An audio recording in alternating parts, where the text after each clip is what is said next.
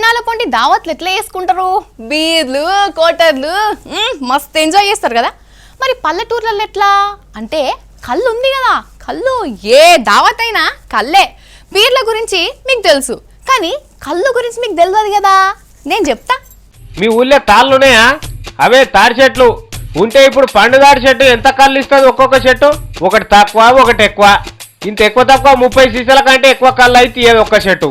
కానీ వరంగల్ జిల్లాలో ఉన్న పాకాల చెరువు పక్కపొంటి తాళ్ళున్నాయి. ఆ తాళ్ళు ఎంత కళ్ళు ఇస్తే ఎరికైనా ఒక్క చెట్టే ఏం తక్కువ 100 సీసాల కళ్ళు ఇస్తుందట.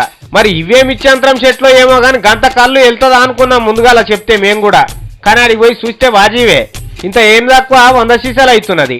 మళ్ళా మన తాడి చెట్లేమో గోళాలు కిందికెళ్ళి మీదికి వేసుకుంటా పోతే ఈ తాళ్ళు మీదికెళ్ళి కిందికి గోళాలు వేస్తాయట. ఒక్క చెట్టుకు ఒక్కటే గోలు ఉంటదట. ఆ ఒక్క గోలనే 100 సీసాల కళ్ళు తీస్తుందట. ఇక మరి ఆ కళ్ళు కిందికి దించేటందుకు ఎంతమంది ఎక్కుతున్నారో ఎరికేనా లొట్లు కట్టుకొని. ఇక చెప్పుడేందుకు చూడుండ్రు మీరే.